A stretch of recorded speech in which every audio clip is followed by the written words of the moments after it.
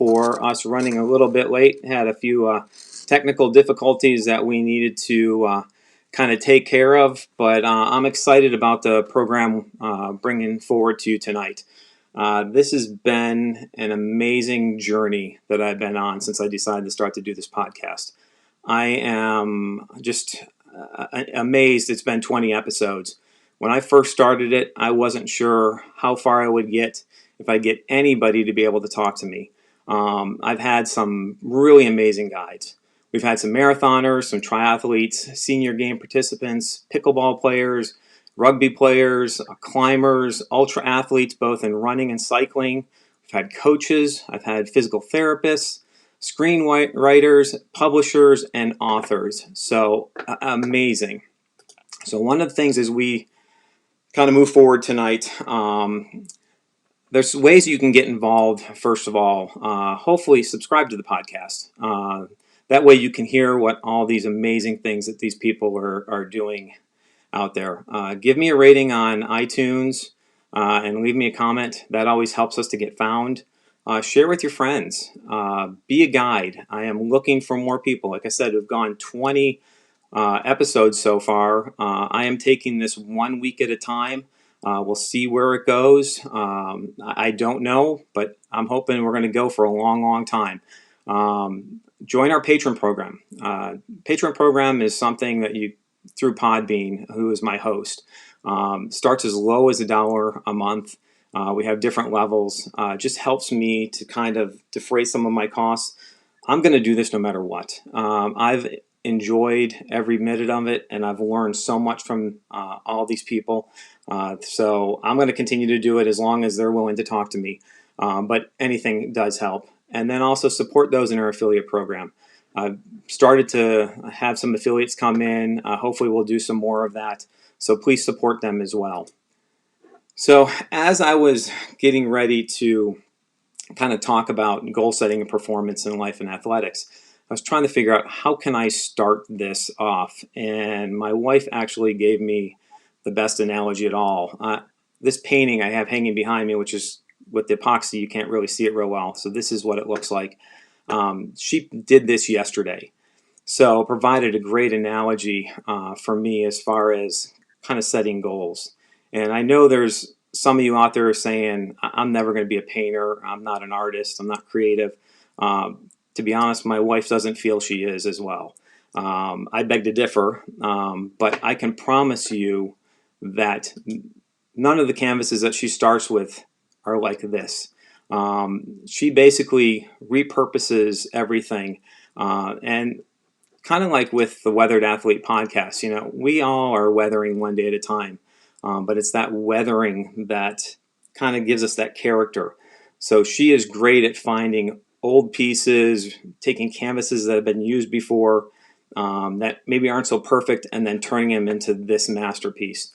So we can all, doesn't matter where we start, and hopefully you'll hear by the end of tonight those steps that these two amazing women have taken to get to do the things that they've been doing. So what are we going to be able to do here? Hopefully by the end of tonight, we're going to design a plan for success. We're going to help you determine what is possible. We're going to look at realistic versus unrealistic goals. If you have paid attention and listened to any of these episodes, there's no such thing as unrealistic goals. These people are taking it to a different level. They are incredible as far as the things they are doing. So we're going to look at how can we reverse engineer. Basically take that long-term goal and take the steps to get us to do down to short-term goals to really make things successful. And then also learn the habits to increase success. So what I'm going to do, without further ado, I'm going to go ahead and bring in these two wonderful women. The first one I'm going to bring in Deirdre. She is the author of The Sharp End of Life. She's an educator. She speaks multiple language. Yep, excellent book. I highly recommend it. Read it cover to cover. She is a symphony director, or was a symphony director. I don't think you still do that now, Deirdre. No. Marathon runner, and she's the oldest woman at 66 to summit El Capitan. and she is the mother of two extreme athletes, Alex Honnold, which most people should know from free solo or all the amazing things he is doing. But then also Stacia Honnold is doing some pretty incredible things too. She has Car Free Rambles as a blog. She doesn't own a car, or at least she didn't own a car the last I checked. So she bikes everywhere. So she's an ultra cyclist and an ultra runner. So Deirdre, welcome. Thank you. And then the second person is Beth Warren. Beth is an engineer. She is a patent holder. She is a 15 times Boston Marathon qualifier. She's run the event 6 times. She's done 28 marathons and one 50K, which I was actually there for that 50K, which was fantastic. And then she's a 3-time full Ironman finisher, 11-time half Ironman finisher, and she's a fellow Triad Tri-Team member, training partner, and a friend. So welcome, Beth. Thank you, Pete. Great to be here. Okay, so here's the way this is going to work here is for anybody that wants to participate, this is being live streamed to both Facebook group and to YouTube. So what happened, if you have any questions, please write your comments or questions inside your comment section, and then we can pull them into, excuse me, we can pull them in and kind of discuss them so you can be a part of this program. So what we're going to do to start off this is I want to start off with, is there such a thing as an unrealistic goal? And maybe we'll start with you, Deirdre. Unrealistic. I'm not sure what you mean by unrealistic. I don't think there is such a thing. If you choose to do something to make something your goal, then of course logically it becomes realistic for you. It's up to you to decide. I don't think there really is such. Only you can decide that. And once you choose, once you commit to a goal, then it's totally realistic for you. Mm-hmm. Beth, do you have anything to add? Just to say that um, usually if somebody is thinking about doing something that they feel is an unrealistic goal, it's usually because they've heard somebody say or tell them or say because of this thing you have or that thing you have, it's unrealistic. And I don't buy into that. There's a lot of things that maybe realistically I should have never been able to do, and I've done it. Right. Yeah, Deirdre, you have an interesting thing on dreams. What's your thoughts on that? I want to hear that quote. Well, I firmly have always believed that if you can dream something, you can do it. All you have to do is backwards engineer it, break it down into the baby steps, the things you need to know to be able to master on your way to that goal. If you can dream something, you can do it. You just have to break it down into steps. So let's talk about that. So when you say that goal, and for you, Deirdre, I'm gonna talk about the symphony. So did you feel that was something that you actually could accomplish or could do or had the potential to do? When I was 5, I started dreaming about this.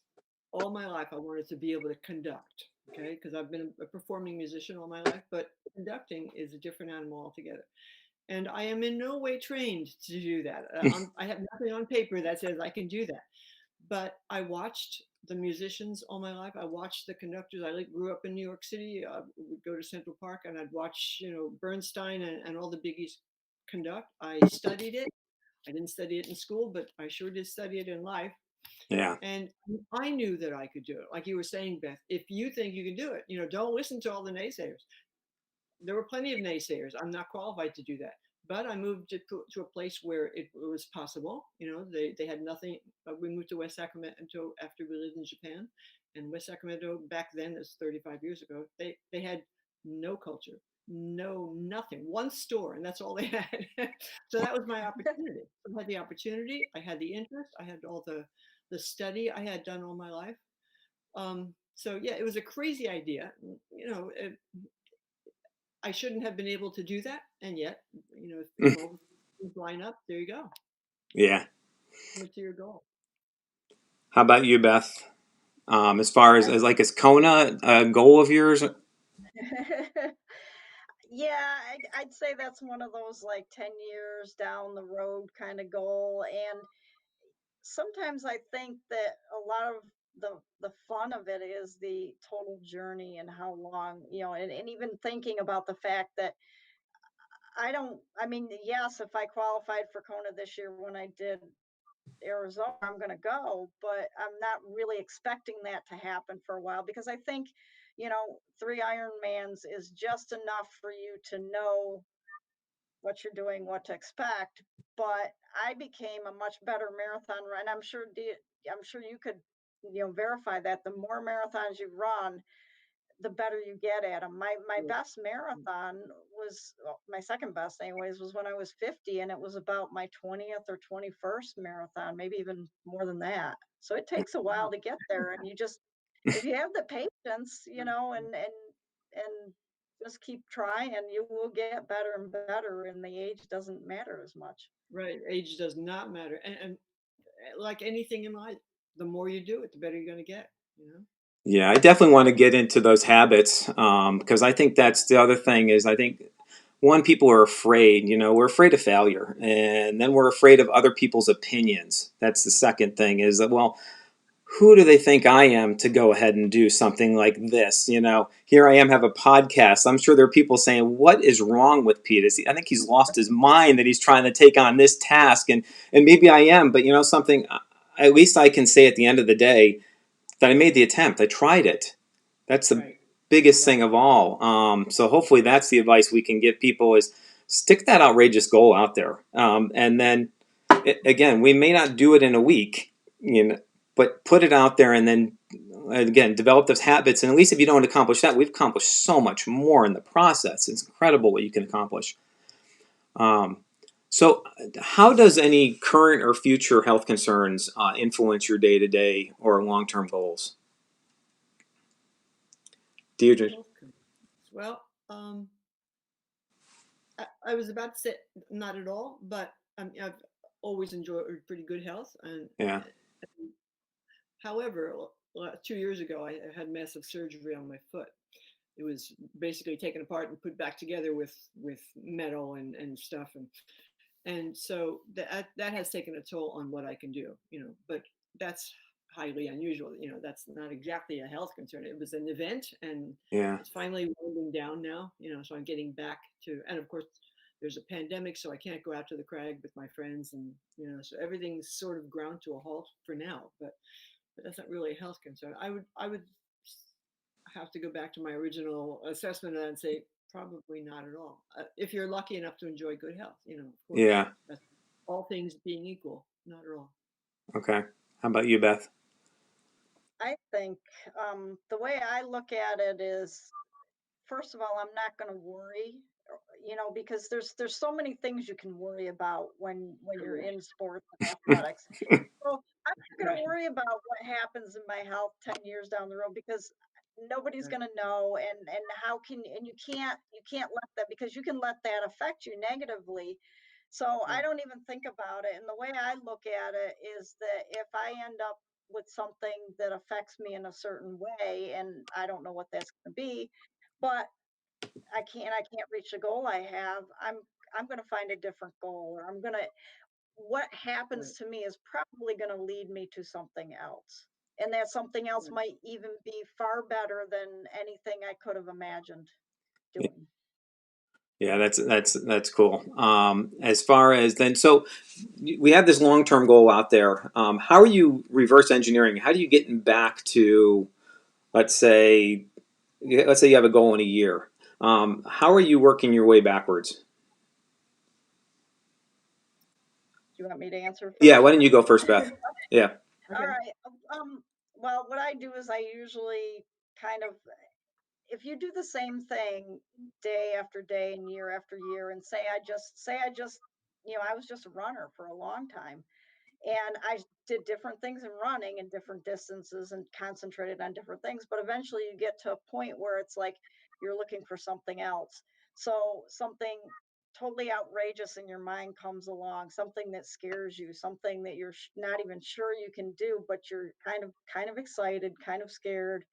And what I do is I first go and throw up, and then I sit down and I say, okay, I really do want to do this, even though it scares the daylights out of me. How do I do this? So I just start breaking it into the little tiny pieces, like Deirdre says. Yeah, You make it into little pieces, Yeah. and then Right. each day as you go along, and I keep track of a lot of stuff because I am an engineer and I reverse engineer for that's my life. yeah, It's my work life and it's my sports life. So I look at Right. every little Right. thing, and it gives me the confidence that I can succeed in what I'm going to do. Right. Right. Absolutely. Yeah. You got to backwards engineer into baby Yep. steps. You can do Mhm. anything by baby steps. Anything. I mean, and the progress has to be slow. You can't learn to tie your shoes if you can't make a loop. You know, you have to master making a loop before you can tie your shoes. If you never master making a loop, you won't be able to tie your shoes. I mean, it's very simple. Baby steps. You can't go right to the final goal, no matter what you want to accomplish. You know, yeah, something like climbing El Cap. That required a lot of reverse engineering. You know, I was a very moderate climber. I still am. I probably always will be. I'm not great shakes of a climber, and my son is very eager to point that out. My son is the best climber in the world. So once a year, I get to climb with him. And like 3 years ago, I kind of, he was coming through the room, and I said, I think maybe someday you could get me up El Capitan. And I really didn't expect him to say yes, because he knew how I climb. But son of a gun, there we were. We planned it anyway. And you just have to, you reach for the goal. Like you said, first you go throw up. And then you start to shake, and then you look up and see El Cap and say, "Holy, I can't do it!" And then you backwards engineer it. And like you said, the reverse engineering, breaking it down to baby steps, you can do anything. I mean, if I can climb El Capitan, anybody can do anything, really. yeah. So I'm gonna just jump on that on El Cap. So going up to it, obviously you went there and you practiced. You practiced not the whole thing, but you practiced parts of that over and over again. Correct? Right. The first step of the backwards engineering was to find out, what gear I would need, to learn how to use it all, because it's a very specialized set of gear, very specialized techniques, and a very specialized mindset to go up a wall like that. It's not just regular climbing. And so I backwards engineered it. I got all the gear. I asked all my friends, what they knew about it and all that, and um, just started out baby steps by myself. There are fixed ropes that hang on El Cap. They go up to fixed ropes that hang off the bolts that the climbers use, and they're always there. And they change them periodically, so they're safe. And they go up to about 1,000 feet. The whole wall is almost 3,000 feet, a little bit more than 3,000 feet. So they go up about 1,000 feet, which is a pretty heady experience the first time you do Yeah. it. And so I didn't start at 1,000 feet. First, it's a total of six and a half ropes that go up that high. And so the first time I tried it, I did one rope, and I was darn glad I got that one done. Shaking and crying and talking to myself the whole way up and down. But like you said, it has to be a habit. Once you make it a habit, then you can learn to look down, and those trees don't look quite so far away. And so definitely it's habit. You have to Yeah. make habit. You have to get comfortable with it. Like my son's always talking about in the movie. If you've seen the movie, Yeah. you expand that comfort zone to include what you're trying to accomplish. And you have to get comfortable. It took him years, literally many, many years, to be able to climb El Cap without the rope. It took me 18 weeks to be able to climb it with the ropes. Yeah. It Well, had to become habit. It had to become habit that you no longer need to think about. You just go do. that's what I thought was amazing about the movie. Real quick, Beth, and we'll get to you. Is just the amount of times that he went over that, and that he wrote every single hold down, and every single just the amount of detail. And Yeah. Beth and I, we Talk about do. baby steps, right? Yeah, that's incredible. Yeah. So yeah, Beth, you want to jump in there? So what I was thinking was the fact that I know a lot of people are afraid of a big goal, and it's not a bad thing to be afraid. And the thing is, you can continue to be afraid all the way up through because that's what Right. keeps you on track as well. I mean, for me anyways, there's a lot of things I do that I'm not exactly comfortable doing, but also when you do something like that, even if it's just practicing, like your first rope you did up, I'll bet you felt like on top of the world by the time you were done. Absolutely. Oh yeah. Yeah. I had arrived. I'll bet. Hold on. Yeah, a couple people trying to get on, so I just told them to refresh. So next thing, so as far as like for us, as far as Ironman or say marathon, obviously marathon, you start at a 5K, you work to a 10K, you work to a half, and then you work to a full. Same thing when it comes to the Ironman. We can work our way up. What advice do you have for people that we're going to talk about non-athletic goals as far as like for you for the symphony? What was your step up to get to that point? How did you do that? You mean the final goal? You're talking about? Yeah, like all of a sudden you just to get to the symphony. I'm sure there has to be some steps that you take to get there to direct Oh this yeah. whole Oh, symphony. so many steps. So first I had to learn all the vocabulary and not exactly gear, but the things that I would need, things that I would need to know how to do. Yeah, Then I had to go out and find out how to do them and network. And then by that concomitantly with all that, I was trying to organize a group of musicians to do this. You have to have musicians. yeah, And fortunately, though, I'm a writer. I've been a writer all my life, and I was writing for all the regional newspapers and magazines, and so I could get the press out and get the word out. So I got a lot of reaction. So right from the bat, we had enough musicians, kind of just barely, to squeak out a little orchestra. And so it was step by step, and then we all met, and they didn't know what they were doing because they hadn't done it for many years. I didn't know what I was doing because I'd never done it. So we all kind of learned together. They helped me, I helped them, and the press helped a little bit. And by the time we got to our very first concert, our very first public concert, it was just habit, like you say, habit. I had done it. We had rehearsed like 2 years or a year and a half by that okay, point, and we knew how to carry the instruments around, where to put the big timpani drums, and where to put this and that and the other thing, and we all knew our job in this big endeavor because that's a very group endeavor, yeah, and everybody knew their job. Everybody knew how to do it, when to do it, when not to do it, which is very important in orchestra.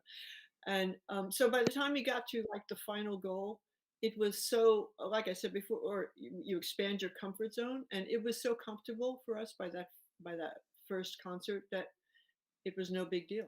Kind yeah. of like Alex climbing his wall. By the time you get to that point, by the time you've practiced all that baby step so many times, it's no big deal. You just go do it. You just go do what you already know you can do. You know, I'm sure Beth, you have the same experience with running the marathons. I mean, by the time you get to the start line, Oh yeah. you know you Yeah. can do it, right? Right. Right. Yeah. And I mean, I grew up as a runner starting when I was 14 years old, and I never even considered a marathon. And Yeah. then when I turned 30, I sort of said to myself, "Ooh, I better do one of these marathon things before I get too old."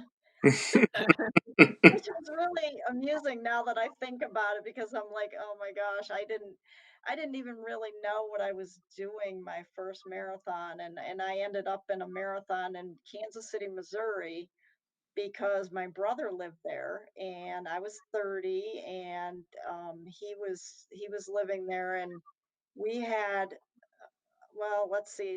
I was talking with a guy towards the last bunch of miles when my legs just would not stride. I felt like I had zero stride, and I'm going, "What's going on? I don't understand."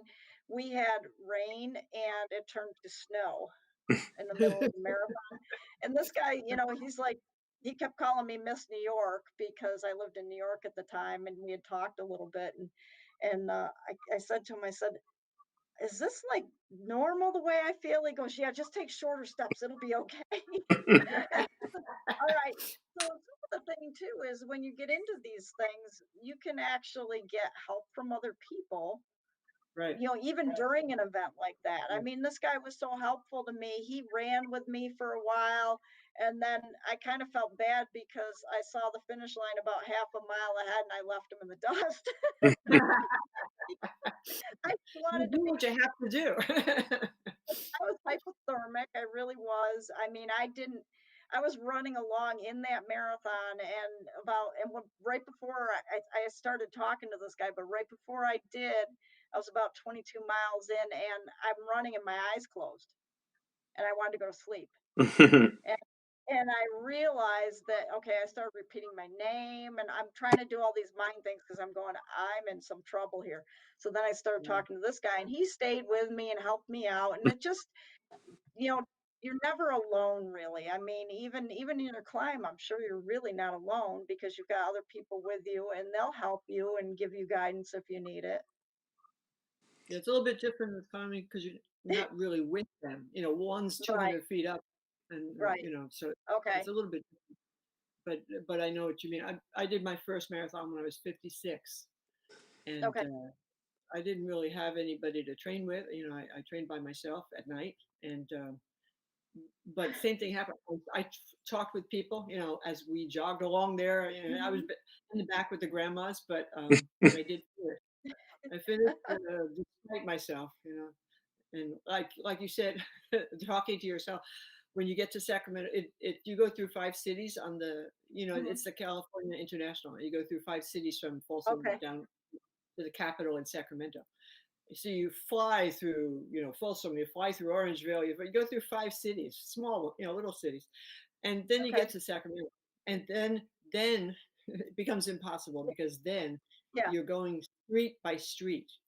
Before I was measuring my pace by cities, then all of a sudden 50 seconds, 50th, I was sure I was not going to get to 40th Street. And then I was sure I was not going to get to 30th Street, but yeah.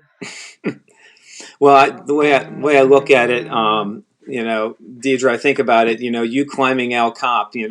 Anything I do is not as life threatening as that. So whatever goal I set, I'm not worried about falling off. Hopefully, I'm not worried about falling off my bike or this podcast. I'm not going to die doing it. Hopefully, so I think that Yeah, basically puts a lot of things in realistic terms.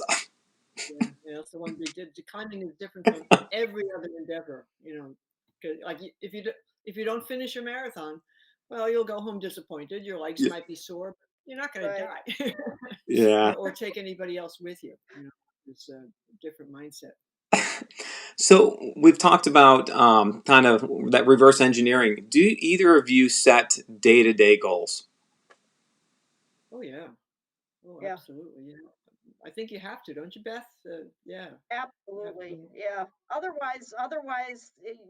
Your main goal that you're working for, I think, kind of gets stale, kind of Right. gets pushed to the It gets side, and lost. other things take Right. over.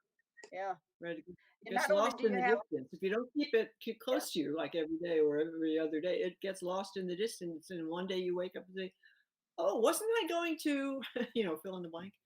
So yeah, oh yeah, you have to exactly. keep it And close. I think that may be where a lot of people end up failing to be able to do Right. something is Right. they don't keep that focus I Right. mean it has to be a manageable step but it also has to be something that you think about on a daily basis. Right. And I think that's one. With athletics, let's say when you're training for that marathon or you're training for a triathlon, we have a training plan that's set up. But I think as far as life itself, I don't think we have that. And I think majority of people, it's so easy to get off track if you're not writing. So are you writing them down or just in your head? Do you kind of keep them in a journal or something? How are you tracking them? Journal is the key. Journal is the answer. When I was thinking about doing my first marathon, I had no time to train. Literally, I worked full time, and I was more than full time teaching. And then I'd come home, and I was doing two different, what do you call this thing? A state. I was not managing, executing. I was executor for two different estates. My father had died, and then I inherited these houses I had to run from I did not have any time. So I looked up those training things you were talking about, Beth. Hmm. Yeah. Are schedules out there that you can follow. I couldn't follow any of them because I didn't have that kind of time. So I had to, backwards, like I said before, you have to backwards engineer it. And I, made my own schedule. But absolutely, journaling, you can think anything through in a journal. I can't stress that enough. No matter what your goal is, whether it's music or sports or whatever your goal is, you can think anything through in a journal and do the backwards engineering that way. Keep it close to you. Like you said, keep it close to you on a day-to-day basis. How about you, Beth? Do you write everything down every day? I'm mostly numbers person, so a lot of my stuff is in numbers, but I will say that I sort of have like a little accountability book, I call it. So in that, I will put some things down. I will, any doubts or fears or why, I have this problem or that problem. Is this, why should this not affect what I'm trying to do? So I probably don't That's a write as journal. much as a lot of people, Yeah. but I Well, do a that's a lot of, journal. It's a different kind. Sorry. yeah. Yeah, I found that I'm at my best when I actually write things down. So I have a journal, and actually every night I'm writing down 3 goals of what I want for the next day.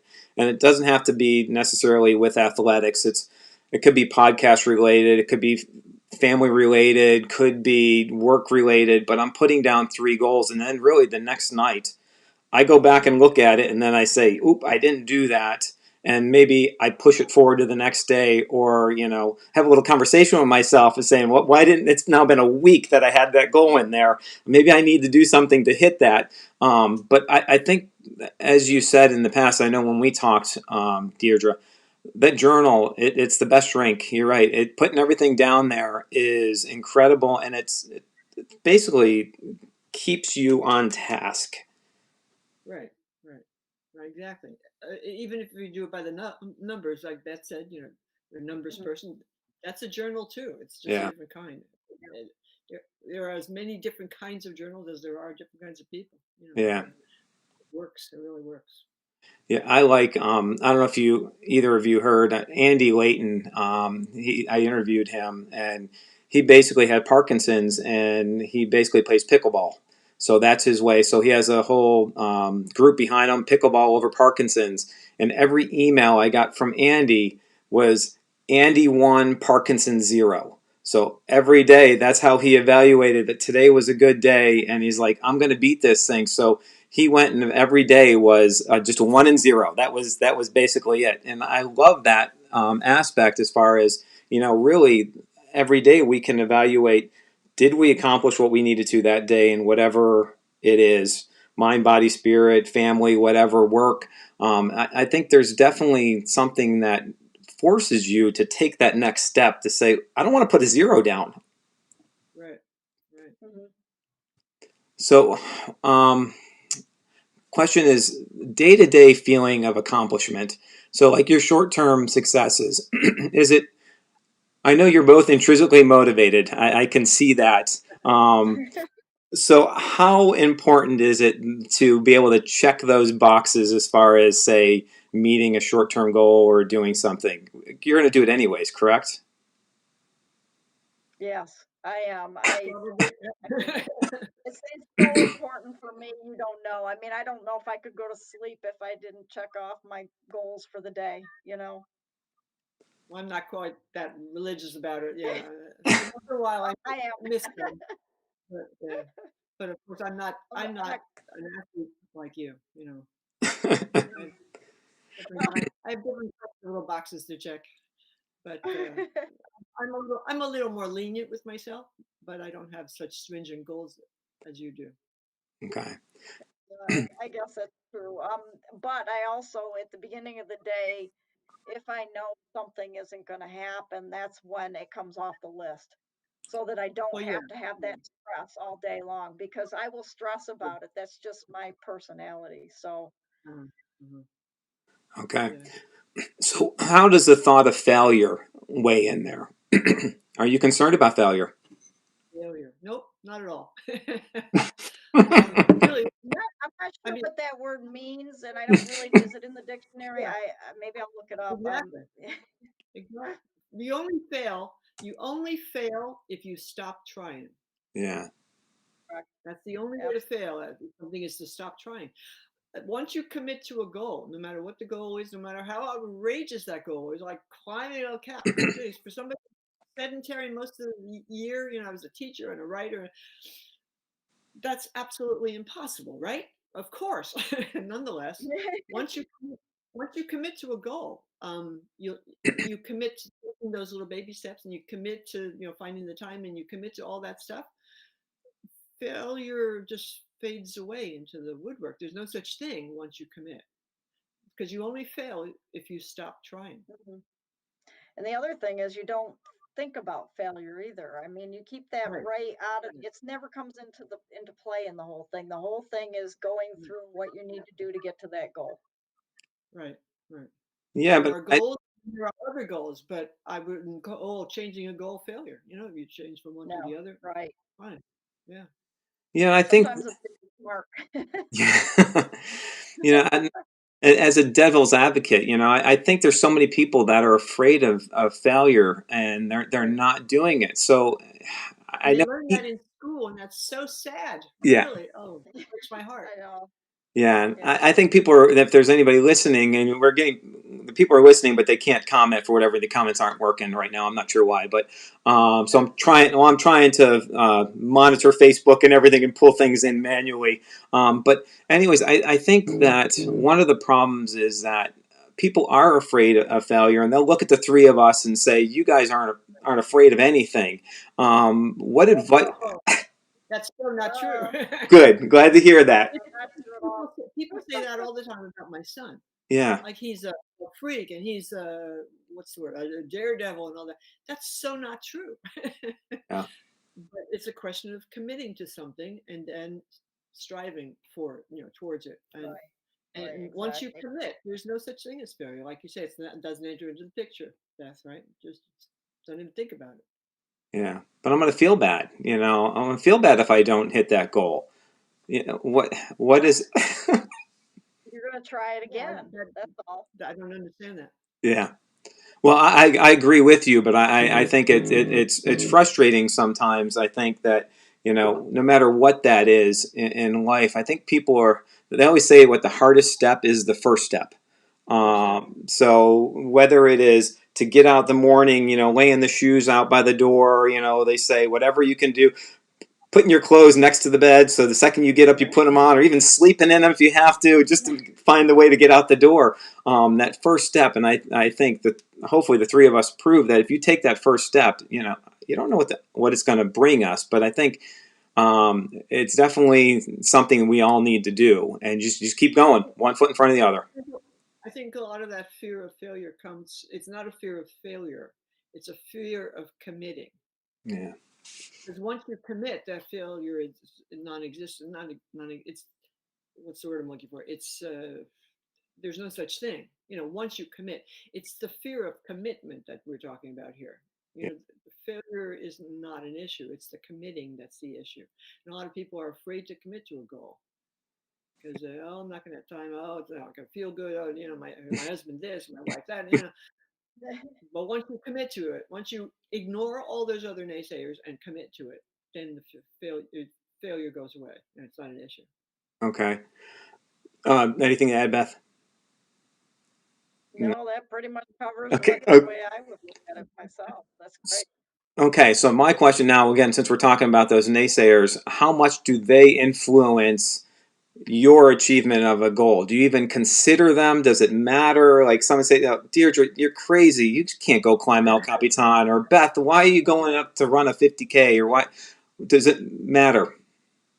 No, not a bit. Not a bit. Not a bit. Well, If you commit to it, you commit to it. It doesn't matter what anybody says. You commit to it. You are committed. You're gonna. I don't see there's an option once you commit. Does it motivate you, So though? Or Beth, does it motivate you? well, for me, I have selective hearing, so I never hear the naysayers.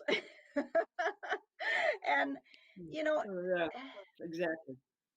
generally, if somebody's naysaying, unless I like to think that maybe it's because they're worried about me or concerned about me, Right, and that's the right, way I treat it. So whenever I come right. across a naysayer, I'm like, look, I, I can figure out this myself, and I want to do this, and I know you're saying that this is not a good idea, or it's an example. I got at work. It was it was on St. Patrick's Day, 2003. It was a month before my first Boston Marathon. I accidentally at work put my all four of my fingers through a 400 or a 540-degree polymer melt curtain. Okay, just Oh, horrible. You do not want to ever get burned like that. I had third-degree burns on my fingers. One of my fingers was severely burned right to the bone. And ugh. immediately I started hearing from everybody, you can't run Boston. You can't do it. And I'm talking to the doctor, and he says, and I said, but this is my first one. I just qualified. I want to do it so bad. He says, you don't understand. Burns are really painful. And I'm saying, well, wait, are you saying that something bad, there's some like really good reason that you shouldn't even try to run it, or you shouldn't train, right?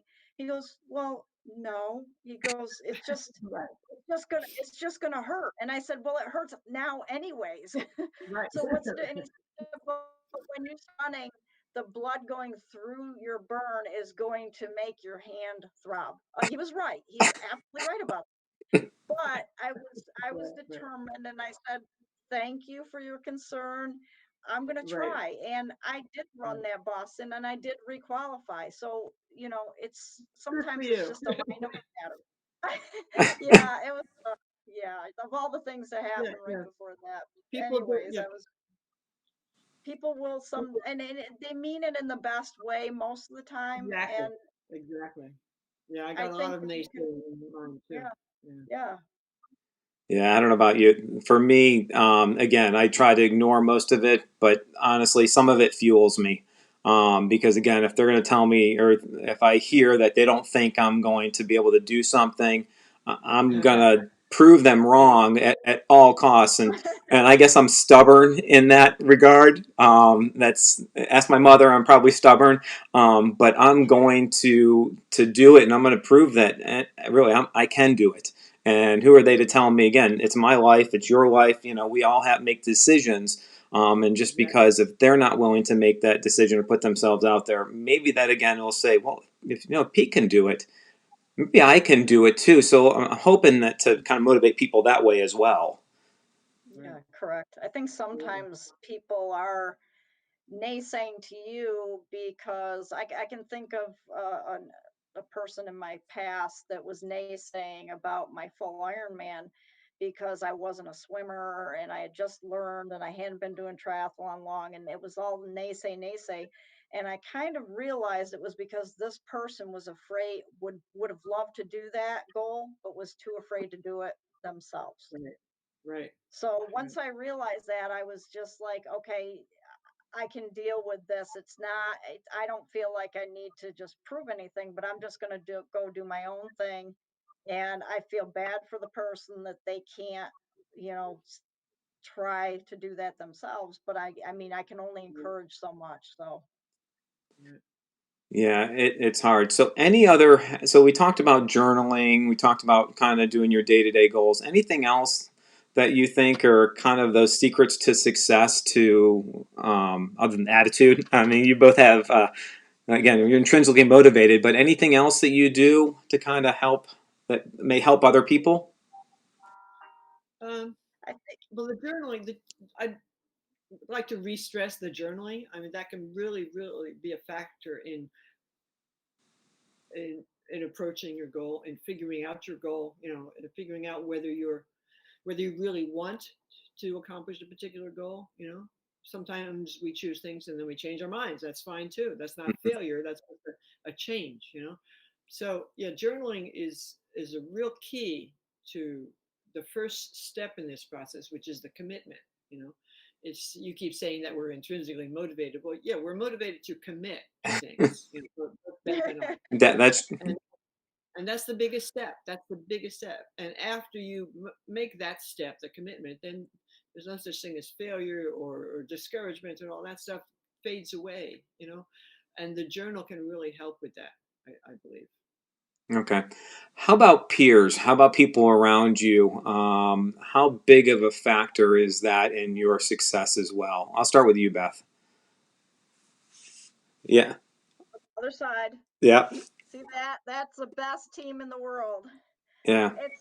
It's great because you have, I mean, let's face it, some of the stuff that we're doing, a lot of people would consider it suffering or, are Yeah. just, why would you want to put yourself through that? But when you do these things and you Right. do them with somebody else, or you have somebody doing the same goal as you, it helps you along. It makes you, I mean, not everybody is going to have a good day. Hmm. I've had bad training days. And you know what? When I have those bad training days, my friends who are training with me are like, it's okay. You know what? I know you're not having a great time trying to bike right now. Get behind me and we'll pull you along and we'll help you along. And I think that, and also being able to discuss with the peers that you do these things with, is a great help. Yeah. How about Deidre for you, climbing or really anything else in life? For running in my life, running preceded climbing. I started running at 55. I had never run before. My lungs are very damaged by growing up in a house full of smoke for 25 years. And so I didn't really have the puff, and I was always convinced I could never run. I could never do anything sustained like that. I was wrong, but so I didn't start running until I was 55, and I was, like I said before, I was doing executing several estates at that point. I was running 5 houses. I was remodeling all 5 houses, 3 on the East Coast, 2 on the West Coast. It was a crazy time in my life, but I needed to do this right then. It was my sanity, it was my bid for sanity. It was the only thing I could control in my life. And so I did. And so I only ran with the dog. We had a big dog, a Malamute. And I would take the dog out at night after I had finished all my teaching and all my estate work and all the housework and all that stuff. Couldn't see anymore. I'd leash up the dog and we'd go run. And so I never had a like, you have your little team, Beth. Yeah. I always envied that because I never had any team. I never ran with anybody. I never, so all of my running was alone. Hmm. And then I did the marathons. I did like 4 marathons. And talking about what you were talking about with your hand, Beth, my third marathon I ran with a broken hand and all kinds of lacerations. 2 weeks Of before the course you marathon, did. I had caught my toe and I went flying through the air and landed, hands down. I was a wreck. And everybody was telling me, "Oh, don't go do it! Don't go do it! You're hurting! You're this! You're that! Your hand! You're going to jar the bone loose again!" And all these naysaying things. But if you're committed, you're committed. um, but you just don't listen to them. What can I say? Yeah.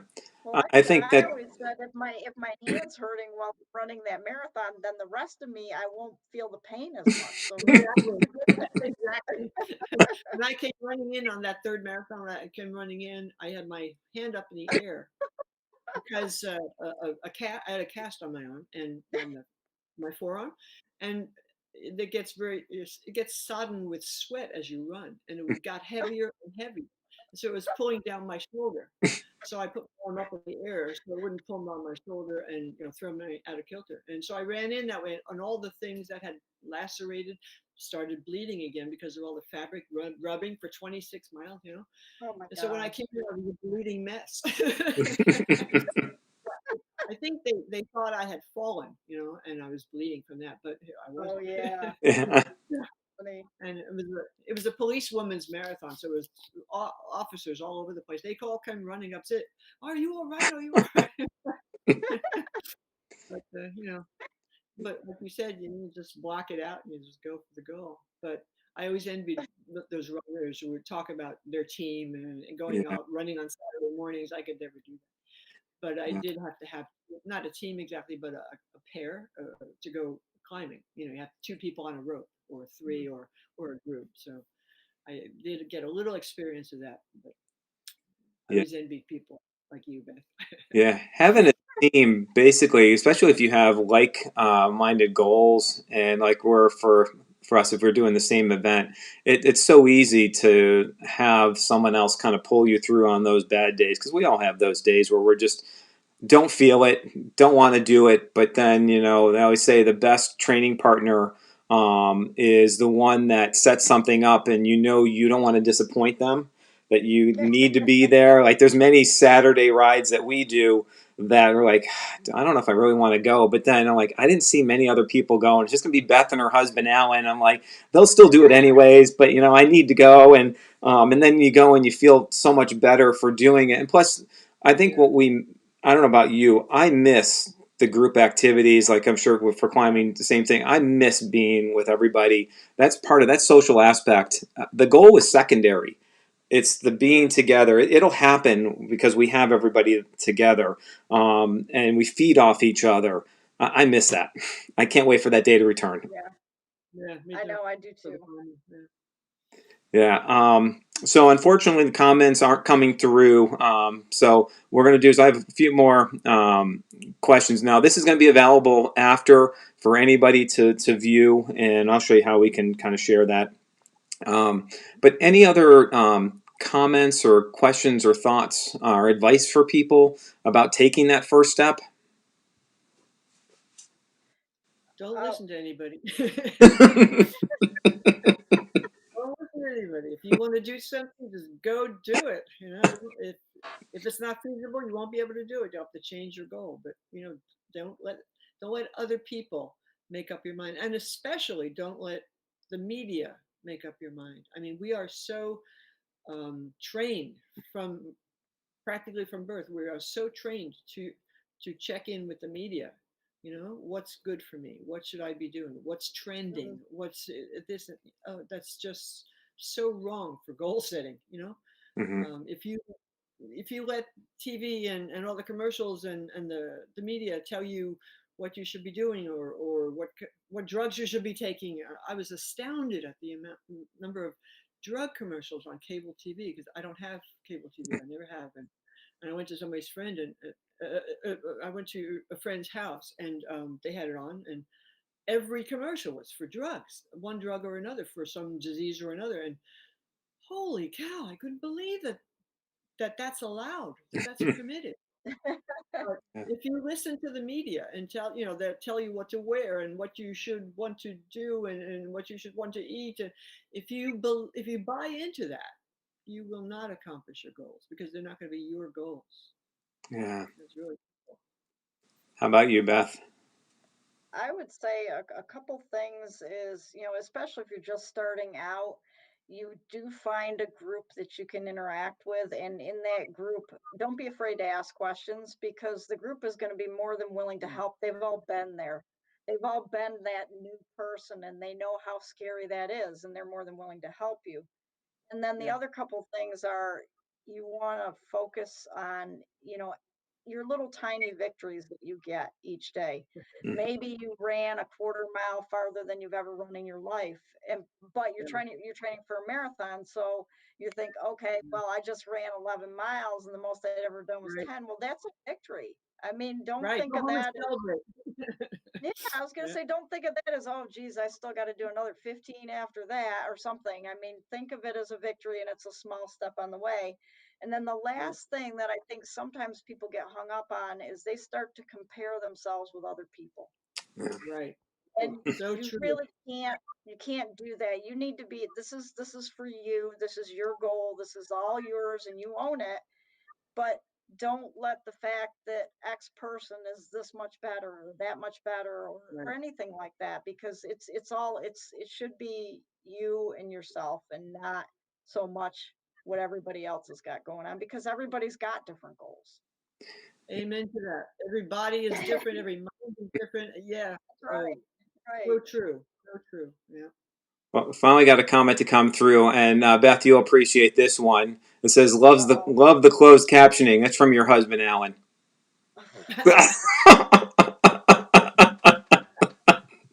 So at least finally something came through. So at least I feel better that we at least got something on the screen. We're learning as we go. That's good. That's it. Yeah. Hey, the same thing. I could have been fearful and said, I don't want to do this because I don't know what's going to happen. Something we're learning, and basically the goal is accomplished. We did it. Right. Yay for us. Yeah. So I want to we're about 55 minutes now, and I want to thank both of you for doing this. I appreciate it. Stay there for a second. I'm going to just do one other, flip the one screen, kind of end it out, and then we'll talk after. Okay? Thanks a lot. Okay. Great, thank you. Okay, so I hope that you all enjoyed this. I know there were people out there. I know there was some difficulty with getting some comments into it. I know there's some issues initially. This is a learning process. I promise I will get better at this. We'll do this more often. You're going to be sick of seeing me, but I'm going to continue to come at you, and then hopefully you appreciate that. So ways to get involved, like we said, please subscribe to the podcast. Give me a rating or leave a comment. Share with your friends. This will be available on the Facebook group. I did share it to a few other groups. It is public, so you can see that. It will be on YouTube as well. I am looking for guides. I have 2 more weeks set up as of right now. I'm taking it week by week. Please drop me a line, and that way I'd love to have you hear the stories that you're doing and what you've accomplished and what you plan on to accomplish. And then also, like I said, we have the patron program and then the affiliate program. So I'm going to finish with a quote. You miss 100% of the shots you don't take. That's Wayne Gretzky. Set that goal, no matter how outrageous it is, and just start working at it. Even if you don't achieve that goal, there are a lot of other things you're going to achieve along the way that'll get you a lot farther than where you are today. And lastly, my miles are for the journey. Thanks again, Pete Perusic.